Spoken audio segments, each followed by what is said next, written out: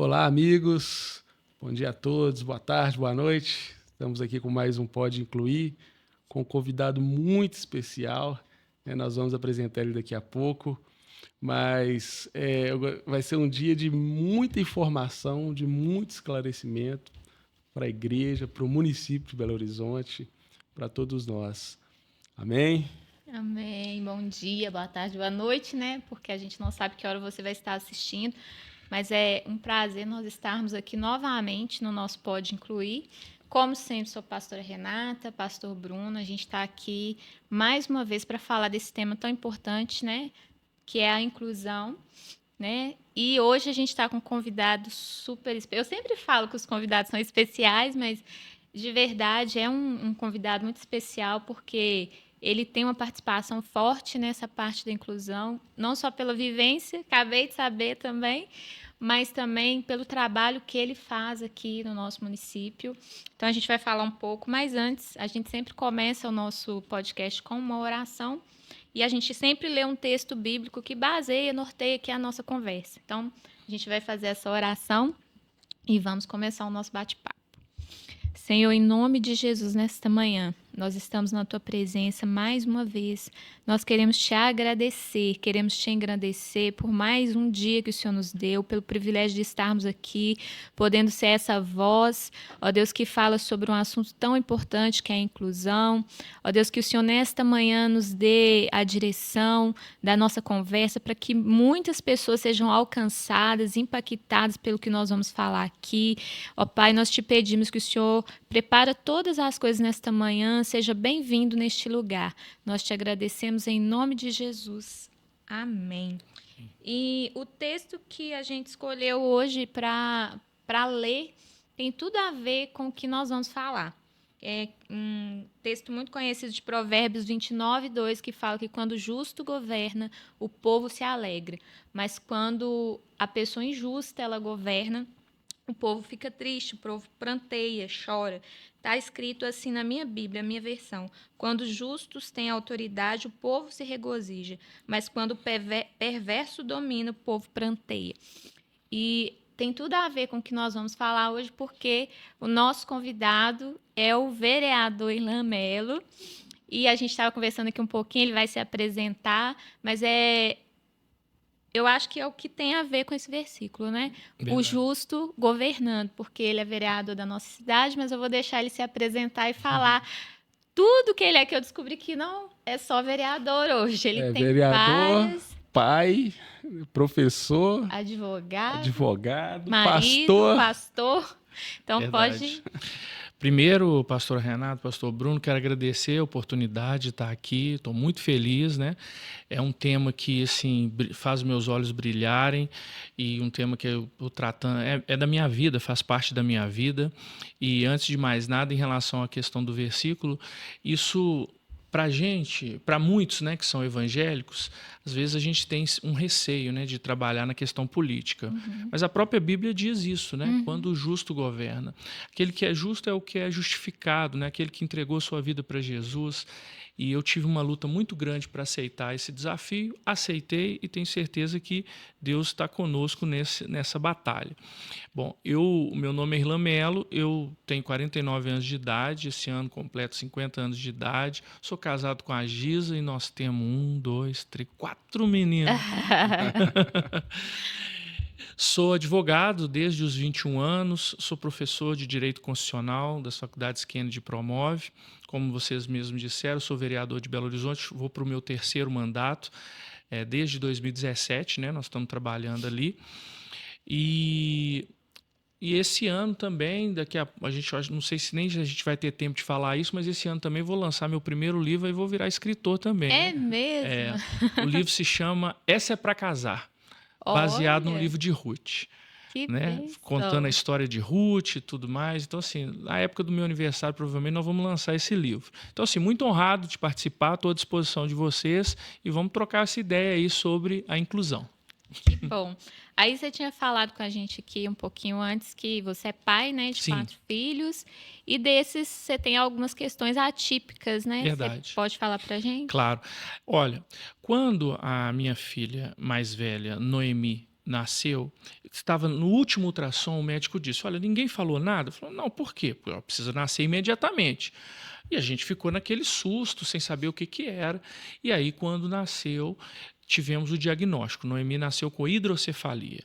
Hidrocefalia, para quem não conhece, é aquela enfermidade em que seria água na cabeça, né? A cabeça da criança vai crescendo. Como os ossos estão muito molinhos, né? Vai crescendo. E Noemi nasceu e assim, e o médico dizia, né, que talvez ela não ia andar, talvez ela não ia falar, mas ela foi se desenvolvendo até os 3 meses, quando ela precisou fazer uma cirurgia experimental. Eu digo experimental porque na época você só tinha a opção da válvula, né? Você coloca uma válvula. A cirurgia que ela fez se chama terceira ventriculostomia. Você imagina um bebê de 3 meses que você abre um tampo na cabeça, entra com o bisturi cirúrgico e com a câmera e cirurgicamente você abre o aqueoduto que estava esterçado, que estava fechado. Então, essa cirurgia era uma cirurgia experimental, mas a gente autorizou a fazer. E eu me lembro muito bem que na hora que o médico foi para explicar e tudo, eu perguntei para ele, eu falei assim, é o senhor que vai operar minha filha? Ele falou assim, sou eu. Aí eu peguei na mão dele e falei assim, mas o senhor acredita que Deus vai usar suas mãos para curar minha filha? Ele olhou assim e foi embora, né? E eu fui para a capela do Hospital Biocor fazer a oração mais difícil da minha vida. Eu falei com Jesus, eu falei, Senhor, eu te agradeço, porque por 3 meses eu fui a pessoa mais feliz do mundo, porque agora eu sei o que é ser pai. Mas eu queria te pedir uma coisa, cura minha filha. Era o dia do meu aniversário. E ela estava com 3 meses de idade, já estava completando 3 meses, 3 meses e 6 dias. Ou então leva ela. Porque a perspectiva era dela virar um vegetal. E se tem pessoas que estão nos assistindo aqui, você pode colocar, por exemplo, no YouTube a palavra assim, criança com hidrocefalia, você vai ver que muitas vivem numa cama. Acabou a cirurgia, o médico disse, olha, deu tudo certo, vamos acompanhar. E Noemi foi se desenvolvendo. E eu ia de 15 em 15 dias, de 30 em 30 dias, todo mês. E aí, eu não sei se alguém que está nos vendo hoje aqui já foi num consultório de um neurocirurgião pediátrico. Não é fácil você ficar na recepção, porque são situações gravíssimas. E Noemi se desenvolvendo. E aí, e ela já estava com 5 anos, eu cheguei para o médico e falei assim, doutor, hoje eu queria te pedir uma coisa. Ele falou o quê? Dá alta para Noemi. Noemi está bem, está se desenvolvendo bem. Ela ficou com... Você imagina uma criança de até 5 anos? Ela fez, depois dessa cirurgia, umas outras 6 cirurgias de anestesia geral por conta de outras comorbidades. Porém, ela estava muito bem. A única sequela foi que ela perdeu a audição de 75% de um ouvido e 25% do outro. No mais, ela estava desenvolvendo bem. E eu disse para ele, dá alta para Noemi. E ele olhou para mim e falou assim, eu não libero a sua filha. E aí eu fiquei com uma raiva na hora, assim, o sangue subiu. Eu falei, mas por quê? Aí ele olhou para mim e falou assim, ô pai, eu nunca vou esquecer, porque ele falou assim, ô pai, o senhor não sabe, mas esta cirurgia, eu levo a fita dessa cirurgia para os congressos de medicinas que eu vou, para outros lugares. Ô pai, eu não libero a sua filha, sabe por quê? Porque eu preciso de pelo menos uma alegria de 6 em 6 meses. Porque a sua filha é meu único caso que não tem sequela. Gente. E aquele momento ali eu fiquei assim tão feliz e alegre, mas eu lembrei que eu tinha dito algo para ele. E eu disse para ele assim, mas o senhor lembra que eu disse que Deus ia usar suas mãos para curar minha filha? Então por que o senhor não continua pedindo esse mesmo Deus para quando o senhor for operar outras crianças, que ele continue usando as suas mãos para curar outras crianças também? Então, começamos assim, né? Com a Noemi, com essa circunstância, e aí tem o desafio da inclusão na escola, e aí ela vai crescendo. Resultado, Noemi, ano passado, ela formou no curso de Direito. Ela é perfeita, Deus a curou perfeitamente. Então, assim, Deus trouxe essa bênção nas nossas vidas. Ela tem as suas limitações, porém ela tem uma vida totalmente normal. Veio depois a Maria Eduarda, depois veio o Enzo. São 3 meninos e um menino. O Enzo nasceu com autismo. Só que eu custei aceitar o diagnóstico. É mesmo? Custei aceitar. Minha esposa é enfermeira. De cara ela viu que tinha alguma coisa. Eu não. Por quê? Porque ela me contava as coisas que acontecia e eu virava para ela e dizia assim: não, isso é normal, eu era assim também. Não, tem uma diferença e tal. Não, isso é normal, eu também fazia isso. Resultado, foi depois diagnosticado que o Enzo é autista. Ele, graças a Deus, ele é assim, uma pessoa muito inteligente. Ele é um pouco retraído, mas ele assim, muito inteligente. Pega as coisas com muita facilidade. E aí, por conta disso, e por conta da minha esposa ficar falando, eu falei, eu vou então fazer uma consulta para ver a questão. E não é que eu descobri que eu também sou autista. É por isso que você falava assim, Eu falava- eu fazia isso também. Exatamente. Mas isso é muito comum. Eu, assim, às vezes, conversando com alguns pais, e a psicopedagoga do meu filho, né, que a gente também somos pais atípicos, ela sempre fala isso. Renata, é muito comum chegar lá no consultório, o pai, né, e às vezes ela falou, resistente com o diagnóstico. Isso. Aí na hora que eu começo a conversar, ele fala, mas eu também fazia isso, eu também sou assim. E se descobre também uma pessoa atípica com algum tipo de transtorno. Ela falou, Renata, muito comum. É. Porque 99% dos casos, né, Isso. é hereditário, passa de É genético, a genético. Não, e assim, e minha esposa fala, não, seu pai também é. Ela é enfermeira, né? Meu pai tá com 85 anos e tudo, e realmente muitas características minhas são características dele. E eu tenho uma irmã que também tem um filho que é autista, primos que também tem. Então, eu creio que é uma questão genética por parte da família do meu pai, né? E aí, no meu caso, eu fiz o diagnóstico, inclusive... E para mim foi muito bom, porque assim, o diagnóstico te liberta, né? O diagnóstico demonstra que, às vezes, determinadas atitudes que você não conseguia controlar, não é uma questão só de personalidade, né? É a questão da sua condição médica mesmo, né? E a gente fala que sempre o diagnóstico não é a pessoa. Sim. A pessoa vem sempre antes do diagnóstico. Né? Verdade. Então a gente não pode limitar, porque ele é autista, ele tem esses limites, não pode avançar. Muito pelo contrário, né? A gente vê que você teve o diagnóstico, né? E tem uma vida... E eu vejo a luta que eu passo no meu dia a dia, hoje eu consigo entender. Então, por exemplo, eu sou uma pessoa que gosto muito mais de ficar sozinho do que ficar em aglomerações ou com muita gente. Agora, imagina um político sozinho. Não tem jeito. Então, eu tenho que me esforçar muito para estar ali. Na questão da igreja, por exemplo, a igreja me ajudou muito. O meu pastor é uma pessoa muito sociável, muito amável. Então, ele me ajudava a ser assim também. Aí, tem que cumprimentar todo mundo, tem que estar junto. Entendeu? Então, assim, isso para mim foi muito bom. E eu já me aceitei, inclusive na minha carteira já tenho o CID, tudo direitinho. E veio também, por último, a Antonella. A Antonella é fruto de oração. Por quê? Nós tínhamos 3 e eu comecei a pedir. A minha esposa falou: agora você vai ligar, tá bom e tal. Eu falei: vou, beleza. Mas no final do ano, naqueles papeizinhos que a gente coloca lá para orar e tal, sem ela ver, eu escrevi assim: mais um filho. E aí, eu estava trabalhando na época, né, na advocacia, e o telefone toca e ela me diz assim: eu vou te matar. Eu falei: mas por quê? Ela falou: não, porque eu tô grávida de novo. Glória a Deus! Aí eu não sei por que ela não confiou em mim, né, e ligou. Então, veio a Antonella, e a Antonella, recentemente, ela foi diagnosticada, ela tem TOD, para aqueles que não conhecem, é transtorno opositor desafiador, e também tem TDAH.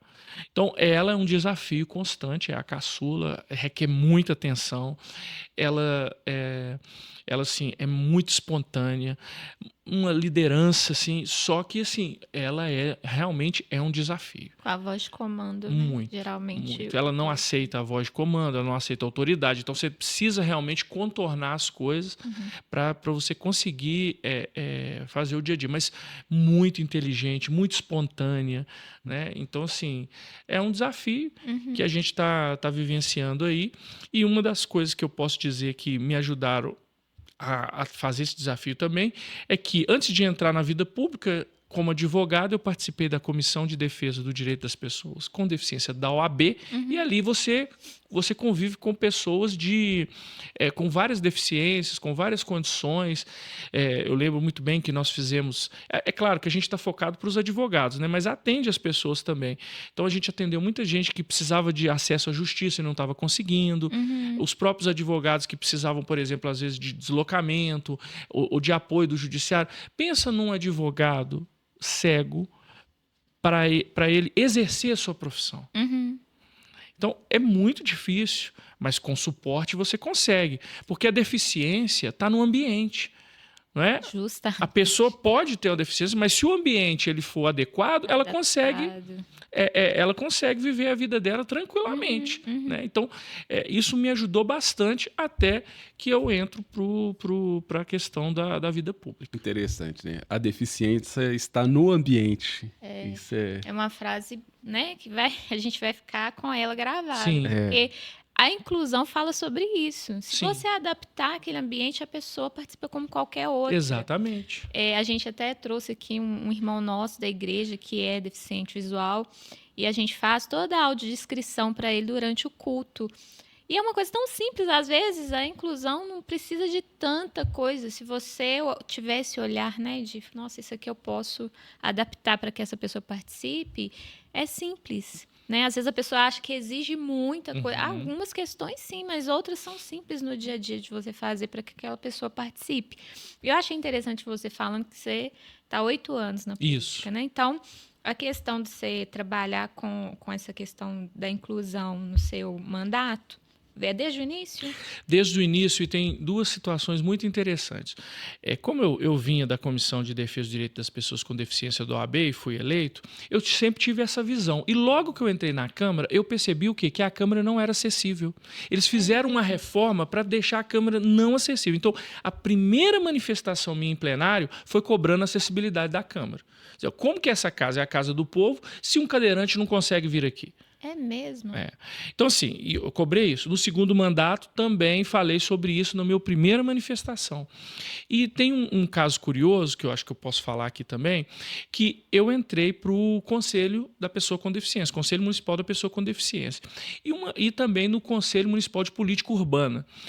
E, por exemplo, quando estava sendo o projeto da Catedral Cristo Rei, da Igreja Católica, estava sendo aprovado, ele precisava passar nesse conselho.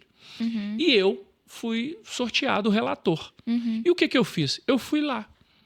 E quando eu cheguei lá, eu perguntei o seguinte para o administrador da obra. Eu disse para ele assim, como uma pessoa com deficiência visual vai conseguir assistir a sua missa? Aí ele falou assim, não, nós vamos ter pessoas para auxiliar. Eu falei, você está muito errado. Sabe por quê? Porque a pessoa com deficiência ela tem que ter autonomia. Ela precisa conseguir chegar, se localizar onde ela está e participar do evento, independentemente de auxílio. Aí eu disse para ele um conceito que eu aprendi na questão da arquitetura e da engenharia, que eu não conhecia, mas que eu conheci durante a vida pública e o trabalho na comissão da OAB. Eu falei, você precisa fazer com que este local utilize o desenho universal. O que é o desenho universal? É a adaptação de um local para que ele possa ser utilizado por qualquer pessoa, por um cadeirante, por um deficiente visual, por uma pessoa com mobilidade reduzida, por uma grávida, por criança.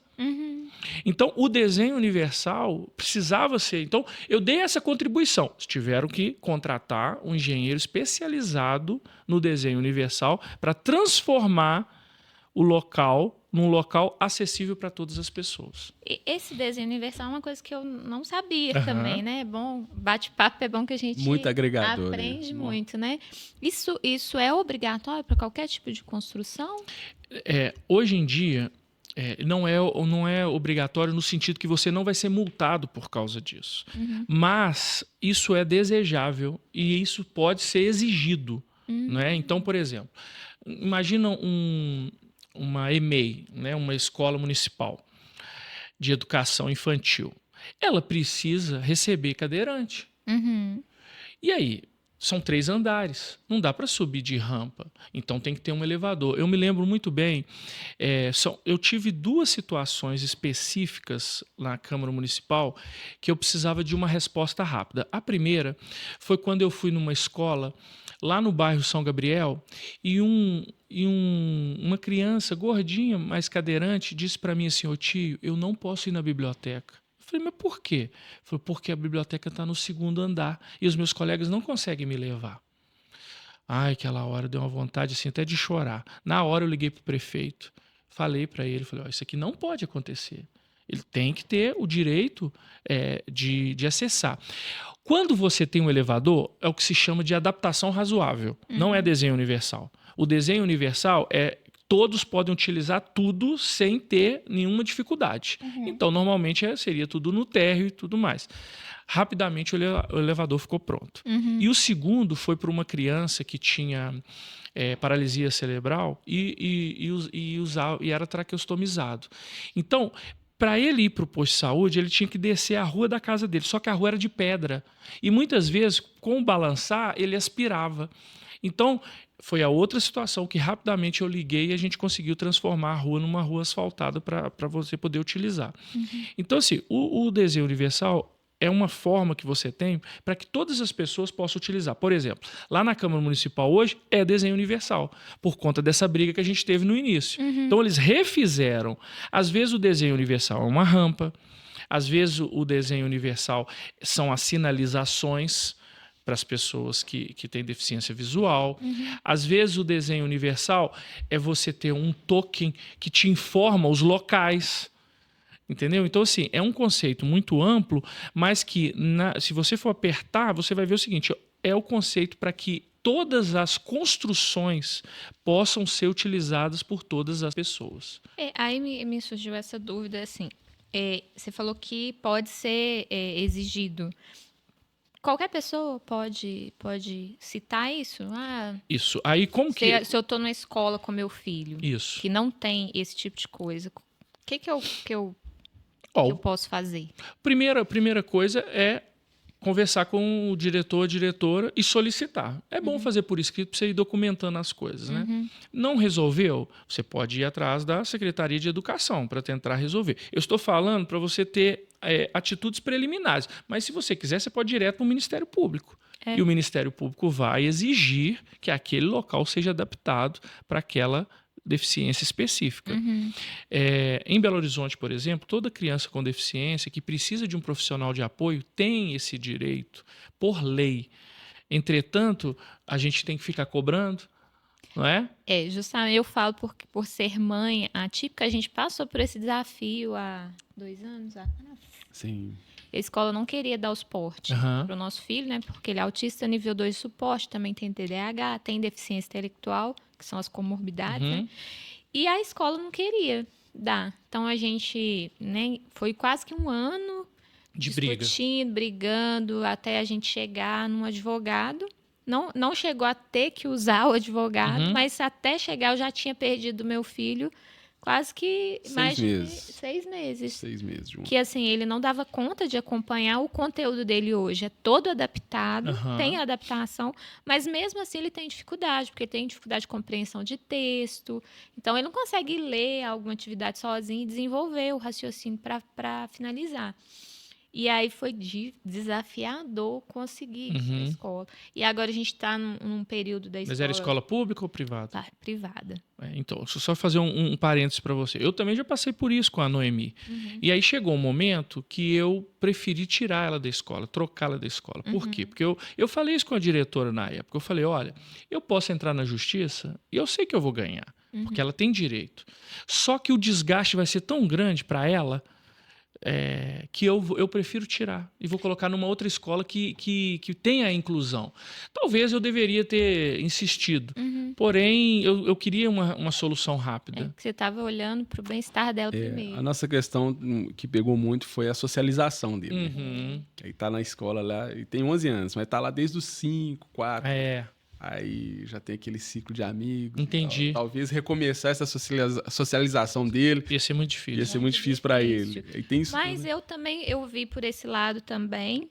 Mas eu vi pelo lado também que eu falei, poxa, se eu não ficar e brigar, é muito, né? mais cômodo para mim também seria desistir, correr atrás de Sim. outra escola. Mas eu fiquei pensando, e as outras que vão vir depois dele? Verdade. Que vão ter que passar pela mesma coisa. E é muito difícil você achar uma escola que tenha esse olhar. Hoje, assim, Verdade. pelo menos na região que a gente mora ali, que é no Barreiro, muito difícil. Né? É porque as pessoas querem padrões, né? Isso. Entendeu? O que foge do padrão, na maioria das vezes, nem quer aceitar. Porém, é um direito de todos, né? Quando eu ingressei na Câmara, nós fizemos um grande projeto, que era o quê? Pegar a legislação. Qual que é a legislação da pessoa com deficiência em Belo Horizonte? Nós tínhamos mais de 90 leis separadas, né? Então, toda a Câmara, eles têm um corpo de funcionários públicos especializados na educação, na saúde, no esporte. Gente que passou no concurso público, que tem vocação para aquilo ali. Então, nós fizemos um grande grupo de trabalho. E, no final, nós criamos o que chamamos de Lei Municipal de Inclusão. Eu não sei o número dela de qual, mas eu trouxe aqui, ó, que é a Lei 11.416 de 2022. Eu tentei aprovar essa lei no meu primeiro mandato, que foi de 2017 a 2020. Mas não consegui, eu tive muita resistência. E o pior, resistência de quem deveria estar defendendo a pessoa com deficiência. Resistência do conselho, de associações, porque as pessoas não compreendiam. Pensa comigo, eu pego a lei, entrego para você e falo assim, tira o que você achar que não presta. E o resto a gente vai colocar, porque vale a pena. A gente precisa ter uma única lei para tratar sobre esse tema específico. Se eu pegar a lei de maneira geral, ela tem mais de 90 artigos, mais de 100 artigos. Aí eu te pergunto, em 100 artigos, será que nenhum presta? E aí, com muita luta, no segundo mandato, aí eu consegui aprovar, tanto é que o ano dela é 2022 e as pessoas compreenderam isso. Então, por exemplo, em Belo Horizonte, se eu quero tratar de um tema relativo à pessoa com deficiência hoje, você vai nessa lei. Tudo está ali. Se você precisar criar alguma alteração dessa... eu quero criar alguma coisa da pessoa com deficiência, tem que alterar a lei. Então, você hoje tem uma única lei para tratar de todos os assuntos, 11.416 de 2022. Então, às vezes você está passando por uma coisa, e tem gente que está nos assistindo aí, pode estar passando por alguma coisa, dá uma lidinha nessa lei, quem sabe não tem algum artigo específico que pode ajudar, né, para que você possa fazer valer o seu direito. Interessante que, né, facilitou a vida do cidadão. Sim, essa era a ideia. De uma maneira muito boa. Eu fiquei aqui pensando, estou aqui fazendo conta na minha mente, que às vezes a pessoa pensa assim, mas você está mexendo com a inclusão só porque você tem, né, pessoas ativas, seus filhos. Mas então não foi por isso, porque seus filhos, a mais velha está com quantos anos? 23. Tá. E a mais novinha vai fazer 9 agora. E eu acho interessante porque assim, a gente sempre, igual a gente, né, tá na igreja, mexe com essa questão da inclusão lá, trabalha com isso, e às vezes eu vejo que as pessoas pensam, mas é só porque seu filho é atípico. Talvez também, né, seja por isso, porque a gente vive essa realidade, sabe, da dificuldade, mas também não é só por isso, é igual você falou, é um chamado, é uma vocação que você tem, né, que você falou com a gente que você é pastor também e achou que ia, né, trabalhar com isso, né, servir com isso, mas hoje você serve como vereador, né, como político, e você entendeu que isso é o seu chamado, sua vocação. Com certeza. Né? E é importante falar porque a igreja tem uma resistência com a política, né? Sim. Infelizmente, na maioria dos casos a gente vê uma resistência, mas a gente vê a importância de ter uma pessoa cristã, que tem os princípios cristãos, governando, né, auxiliando. E aí você falou da lei, tem algum caso assim bem específico, você viu que essa lei já contribuiu na vida de alguém? Você falou de alguns casos, né, que você... Eu posso te falar, agora, voltando um pouco, só te falar uma coisa antes. Muitas pessoas dizem assim, o poder corrompe. Eu não concordo com essa frase. Eu costumo dizer o seguinte, o poder revela o caráter das pessoas. Com certeza. Porque a pessoa já tinha aquilo dentro dela. Então, o nosso problema no Brasil é que a gente muitas vezes vota sem conhecer a pessoa. A gente vota porque é amigo, porque é parente, porque é celebridade. E aí depois, a gente também não tem costume de acompanhar. Então, é fácil xingar se você não participa. Não é? Então, assim, eu era um alienado na parte política. Eu ia lá, votava, mas pelo menos eu pensava. Vou pensar em alguém aqui importante. Aí eu votava e pronto. Então, assim, quando eu recebi o convite, eu achei até que era uma pegadinha, sabe? A pessoa me ligou, eu falei, não, é pegadinha, isso é brincadeira. Falou, não, você tem um perfil. Aí eu disse assim, ó, eu só não vou te dizer não imediatamente, porque eu não costumo tomar decisões sem orar. Mas não é da minha vontade. Falei para ele. E orei, mas Deus confirmou de tudo quanto é jeito. Por isso que eu tive a convicção de ir. E fui eleito. E quando eu fui eleito de uma forma que ninguém esperava que eu seria eleito. Porque, vou dizer uma coisa para vocês e para quem está nos vendo também, política é um jogo de carta marcada. Quando você monta o cenário, você já sabe quem vai ganhar e quem não vai ganhar. É mesmo. Com certeza absoluta. É claro que existem surpresas, como aconteceu comigo. Mas 90% você acerta. É difícil errar. Por exemplo, vou dar um exemplo. Nós vamos jogar uma partida de futebol. No meu time tem Ronaldinho Gaúcho, Ronaldo Fenômeno, tem Kaká. Só tem craque. E no outro time tem pessoas desconhecidas. A tendência é quem é que vai ganhar. Entendeu? Pode acontecer do outro time fazer um gol e tal, mas a tendência é do outro ganhar. Ok. Quando eu fui eleito, eu não estava nessa... Eu estava nessa exceção, né? Na regra. E qual foi a vantagem disso? O meu mandato é meu. Como assim? Porque existem, infelizmente, pessoas que têm o mandato, mas outro domina essa pessoa. Entendi. Foi o outro que colocou. Ele deve obediência ao outro. Então, essa é uma liberdade que eu consegui, que Deus me deu a oportunidade, e eu não abro mão. Então, eu continuo sendo livre e quero continuar sendo livre. Então, voltando à questão da inclusão, então a gente passa muita dificuldade interna ali para as pessoas poderem entender o conceito, o que você quer, ajudar as pessoas. Às vezes até para ajudar é difícil, porque a pessoa não consegue entender que existe um caminho para fazer isso, né? Então, por exemplo, essa lei, a gente já disse, né? A gente já utilizou em relação a construções. Eu por exemplo, estive numa comissão lá na Câmara, que era uma comissão para avaliar as casas noturnas de Belo Horizonte. E quando eu ia nessas casas noturnas, a primeira coisa que eu falava era a questão do desenho universal, de você poder acessar, de ter uma dificuldade, uma barreira física para que a pessoa não pudesse. Então a gente exigia isso sob pena de aplicação da lei e multa.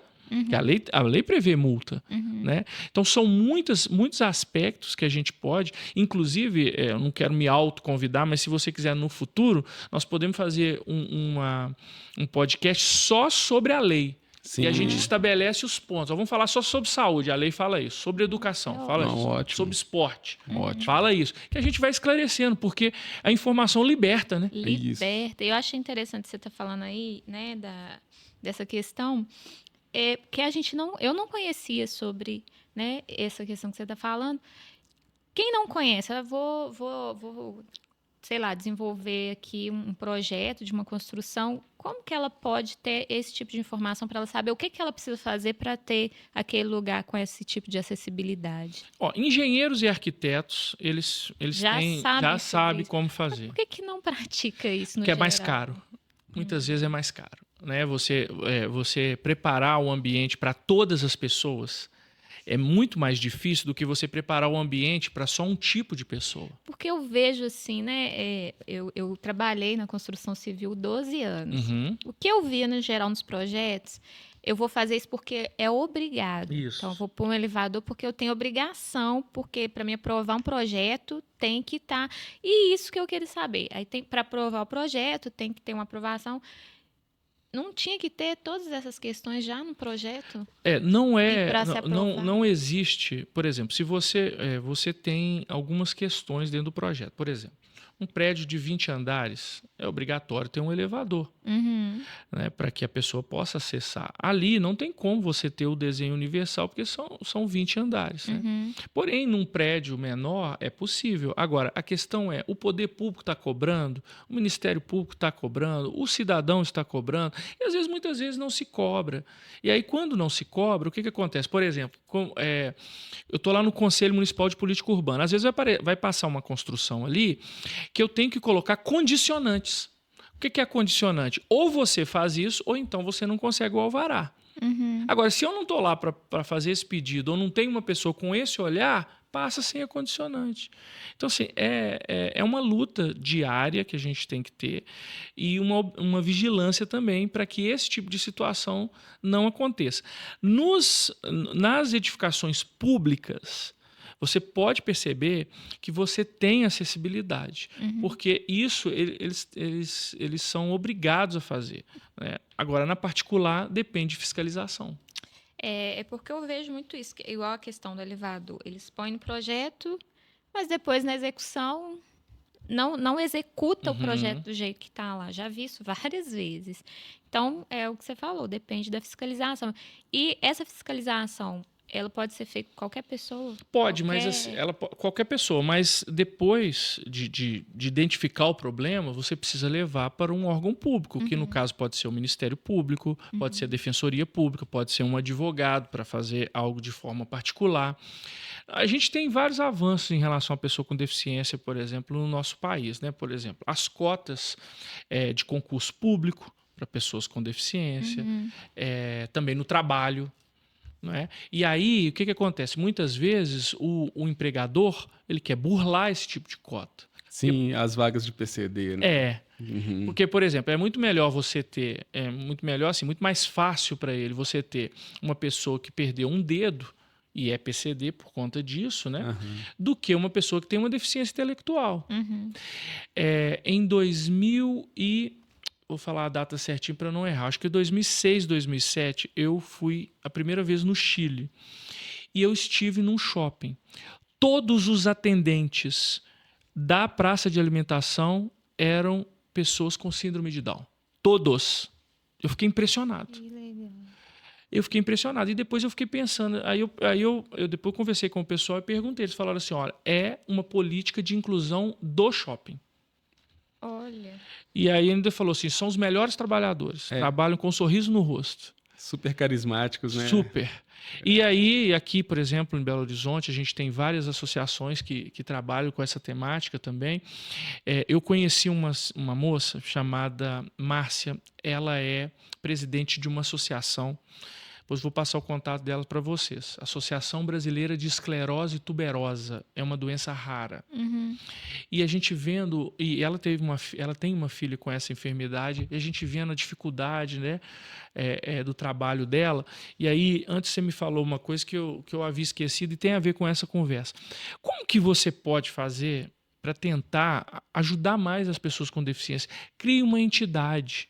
Uma ONG, um OCIP, uma fundação, uma associação, que trabalhe nessa temática e você pode receber, por exemplo, emendas parlamentares, você pode fazer convênios com a prefeitura, com o Estado, com a União, para poder fazer esse tipo de trabalho. E é muito necessário. Totalmente, Muito, totalmente. muito. Eu vejo assim, a luta, né, do meu meio ali de mãe atípica, da quantidade de pessoas que não têm um tratamento, por exemplo, do filho, né? Não tem a capacidade de levar numa terapia por não ter, geralmente, o valor, né, o dinheiro, Isso. porque é caro para você pagar no particular, mas também não tem no serviço público. Uma questão, por exemplo, terapia ocupacional, fonoaudiologia. O posto de saúde, às vezes, oferta uma vez no mês. Uma terapia que deveria ser semanal. Pra gente que é pai atípico, sabe, né? A importância de ser... E como desenvolve, né? Quando você tem essa questão, a criança vai se desenvolvendo. O meu sobrinho, ele estuda no SESI. O SESI tem um trabalho de inclusão maravilhoso. Maravilhoso. O SESI é na região oeste ali, né? Mas vai construir um lá na região do Barreiro também. Está em andamento, passou lá na Câmara, que eu me lembro disso. Então, assim, por mais que ele tenha suas deficiências, ele é acolhido. E aquilo faz muita diferença no desenvolvimento dele. A deficiência dele é interessante porque ele tem facilidade com outras línguas. Então, por exemplo, na aula de inglês, ele só aceita que a professora fale inglês. Então, dá muita confusão em relação a isso. Então, assim, ele vai se desenvolvendo, você vai vendo o desenvolvimento dele. Então, isso é uma coisa que todos nós precisamos cobrar. Faz muita diferença. Sabe por quê? Muitas vezes a pessoa com deficiência, ela é invisibilizada. Sim. Não é enxergado. As pessoas não querem enxergar. Mas isso parece estar tão inato nas pessoas. Eu estava falando desse irmão na nossa igreja que é cego, e as pessoas passam, assim, às vezes cumprimenta a gente, não cumprimenta ele, e parece que ele é invisível, às vezes. Eu falei assim, gente... Não é isso? Parece que já... Não é por maldade, nem muitas vezes, mas parece que já tá tão assim na pessoa, em deixar essa pessoa fora do contexto da sociedade, que, de verdade, ela fica invisível para as pessoas. Não enxergam mesmo, assim, eu não preciso fazer nada por ela. A sensação que dá é que ela não deveria nem estar aqui, ela não está apta para viver nessa sociedade. Certa vez, na comissão da pessoa com deficiência, eu presenciei uma situação que, assim, eu fiquei impressionado, né? Existem pessoas com deficiência visual e, além disso, surdas. E para entender, fica uma pessoa atrás dela. No toque. No toque. E ela consegue interagir dessa Libras forma. Tátil, né? Que pega na mão. Libras tátil, Então, assim, veja bem, essa pessoa está sendo incluída. Na Câmara Municipal não existia, por exemplo, se você acessasse o site, uma forma acessível para uma pessoa surda. E hoje tem. Por quê? Eu que briguei. Não tinha transmissão com tradução de Libras. Hoje tem, foi uma luta que eu consegui. E aí eu tenho um testemunho muito interessante, porque eu tenho uma amiga, irmã da igreja, que depois que eu consegui essa possibilidade, e ela não sabia disso, estava na época da implantação, ela disse para mim assim que eu sabia que ela fazia o curso, e aí convidei ela para trabalhar lá, fazendo a tradução dos plenários, das reuniões. E aí ela me contou que ela é uma dona de casa, que já tinha uma certa idade, e ela estava conversando com Deus e chorando, dizendo que ela queria fazer algo diferente, né? Que ela não queria ser apenas uma dona de casa, que os filhos estão crescendo e tudo, que ela queria algo. E aí Deus falou com ela: eu quero que você fale para aqueles que não conseguem ouvir. E ela não entendeu na hora. Mas o Espírito Santo falou isso com ela. E aí depois ela descobriu um curso de Libras e resolveu fazer o curso de Libras. E aí Deus, você vê como é que Deus é perfeito, né? Me deu a condição de convidá-la para estar ali realizando o sonho, a palavra que Deus deu para ela. E hoje ela trabalha lá. Quantas pessoas ela não está alcançando, não é? Né, com esse trabalho. Hoje na igreja a gente tem um curso de Libras na igreja, porque eu acho que também a gente pode ensinar as pessoas. O papel hoje do ministério, né, nosso Ministério de Inclusão na igreja, é ensinar as pessoas como fazer isso. Isso. Porque, como eu falei, às vezes a pessoa não faz essa discriminação por maldade. Às vezes ela não sabe como ajudar, então ela prefere... Nossa, eu não sei fazer. E não foi ensinada, né, pastora? Então, isso é uma importância muito grande para os professores, para as escolas. Porque se você tem na sua sala uma criança com deficiência, todos os demais alunos vão respeitar. Todos os demais alunos vão aprender a conviver, porque conviver com o diferente não é fácil. Não é fácil, não é interessante. As pessoas...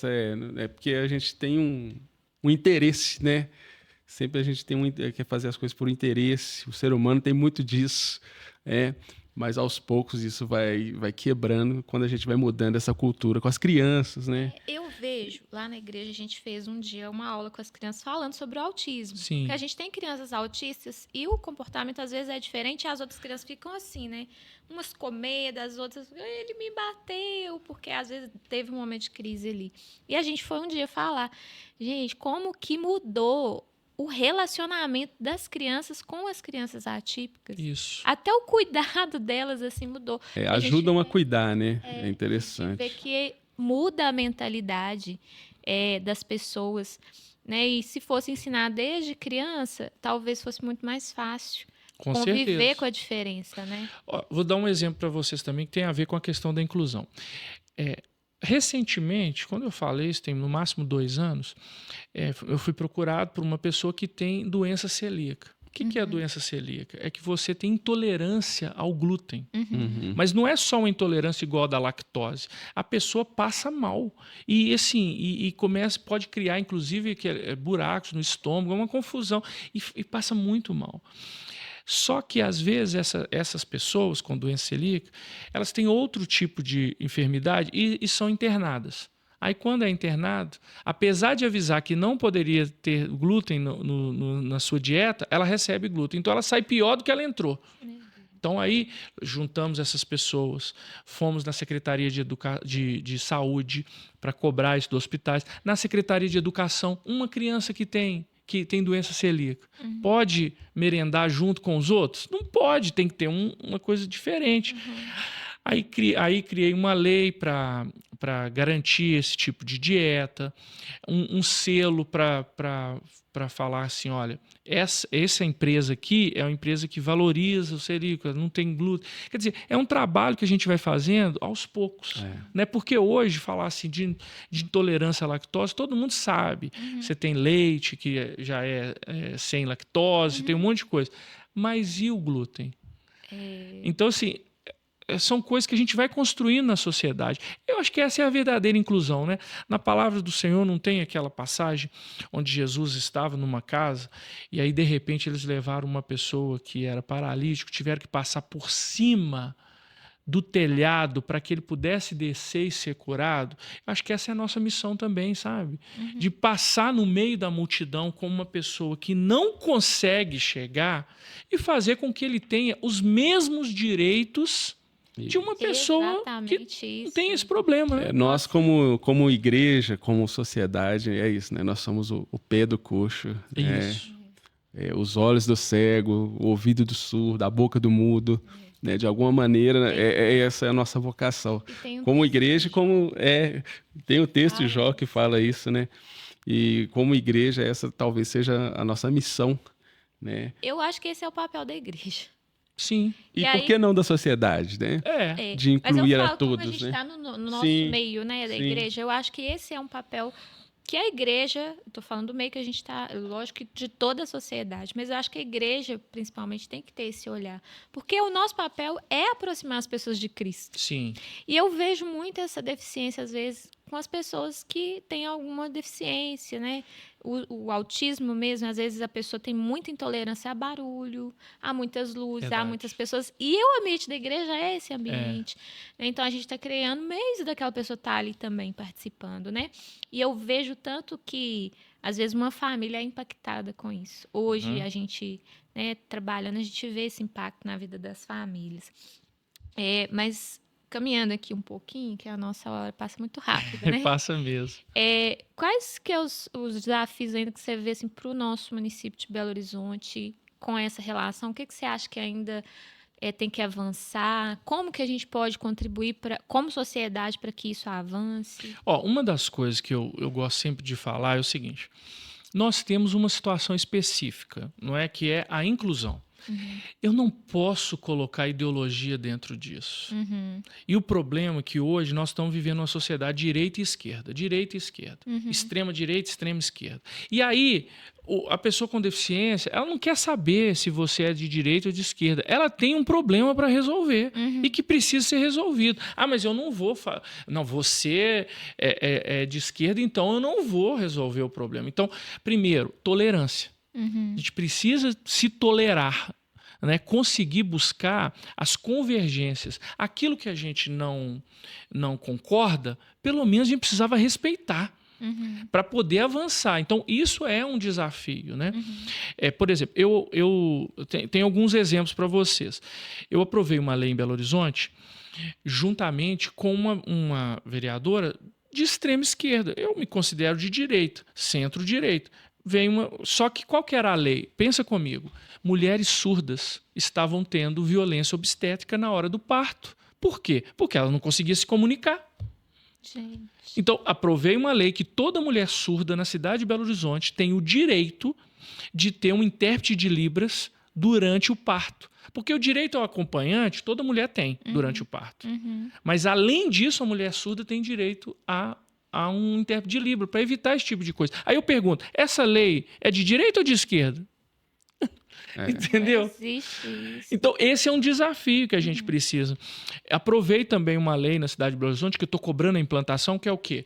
Que todo local onde haja atendimento público na cidade de Belo Horizonte tem que ter uma forma de intérprete de Libras, nem que seja por via remota.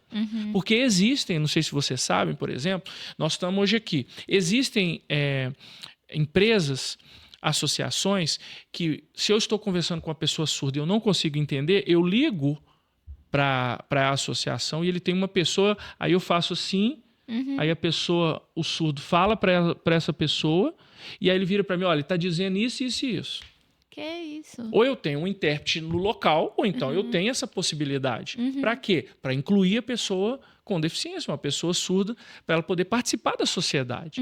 Então, são muitas coisas que nós ainda precisamos avançar como sociedade. Mas eu acho que uma das coisas mais importantes é o quê? É dar visibilidade para essas pessoas. Essas pessoas precisam ter o direito de existir, de serem conhecidas, de saber que elas também têm direitos e que precisam exercer os seus direitos.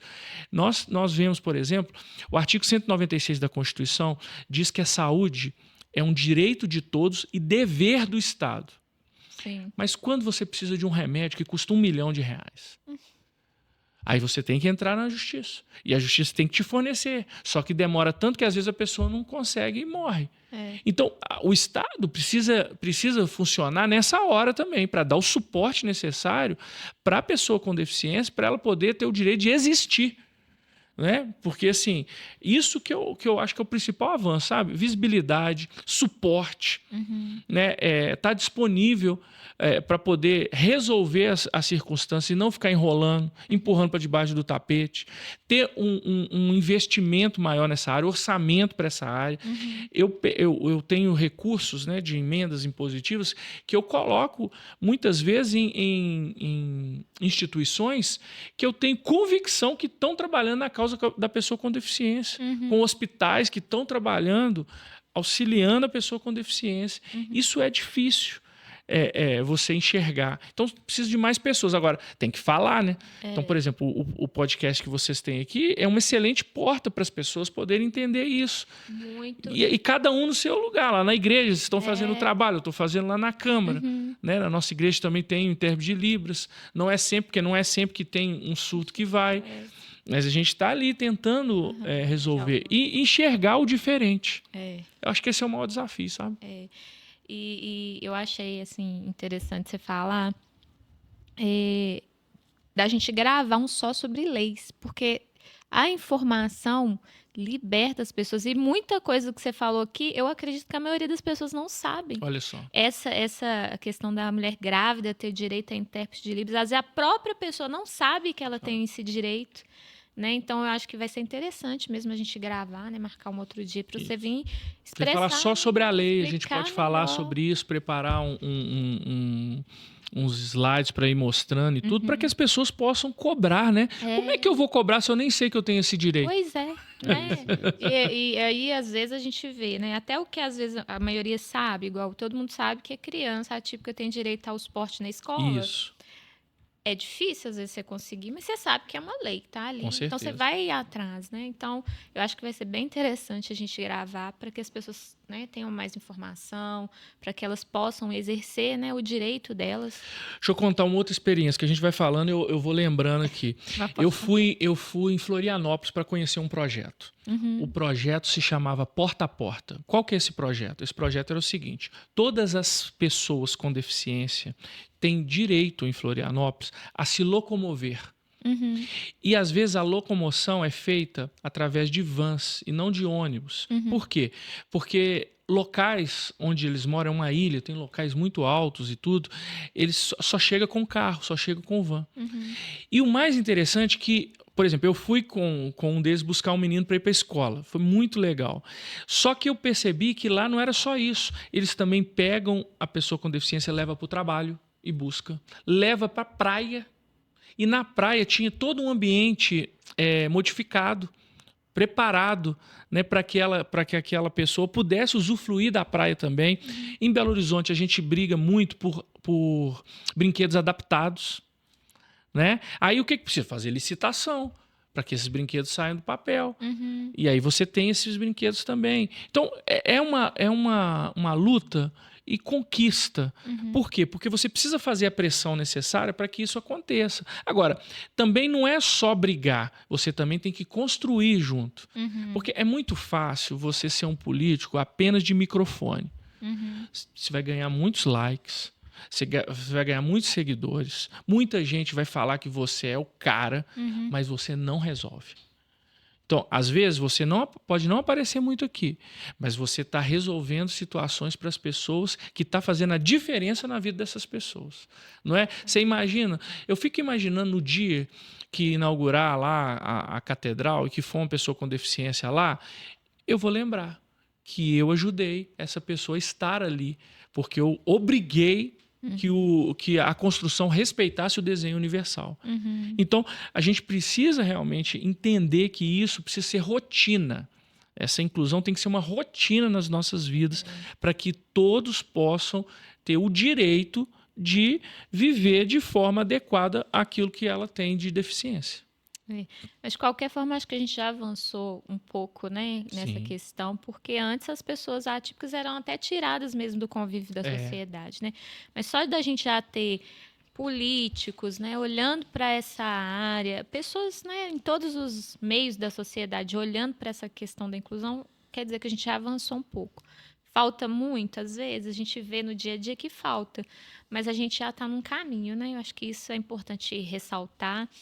E finalizando ali, né, a gente já está nos minutos finais, a gente queria te agradecer, né, pela disposição de estar aqui com a gente, de nos esclarecer tanta coisa que às vezes, né, a gente não sabe, eu não sabia de muita coisa aqui. Né? Eu queria agradecer, né, pastor Irlan, né, por estar seguindo a sua vocação, né, servindo a nossa cidade, chamado, né? Amém.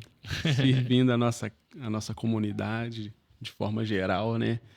E nós ficamos lisonjeados, né, pelo seu trabalho, por tudo que o senhor tem feito aí. O senhor quer deixar um recado para as pessoas Claro. que assistem aqui? Bom, eu primeiro agradecer vocês pela oportunidade de estar aqui. Para mim é uma honra muito grande dizer que o nosso mandato está à disposição de cada um de vocês. Eu estou no meu 3º mandato, graças a Deus, assim, com o crescimento, né?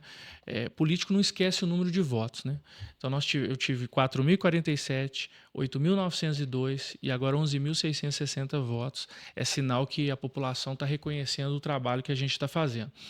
Quero me colocar à disposição, dizer que a inclusão não é bandeira de uma única pessoa, precisa ser uma bandeira de toda a sociedade e principalmente daqueles que governam. Porque governar é você governar para todos e não para apenas algumas pessoas. Então nós precisamos fazer a diferença onde a gente está. Agora, você que está nos assistindo e que não é da área pública, talvez você nem seja da igreja, consiga enxergar pessoas com deficiência no seu dia a dia e consiga ajudá-las a exercer o seu direito de viver. de fazer a diferença também na sociedade. Se você fizer a diferença na vida dessa pessoa, essa pessoa com certeza vai ter uma vida muito melhor e você também vai estar exercitando o que diz a palavra do Senhor. A palavra do Senhor diz que nós devemos amar a Deus sobre todas as coisas e ao próximo como a nós mesmos. Será que o próximo não é uma pessoa que precisa, uma pessoa com deficiência? Coloque isso no seu coração, eu tenho certeza que Deus vai te abençoar por conta disso também. Obrigado pela oportunidade.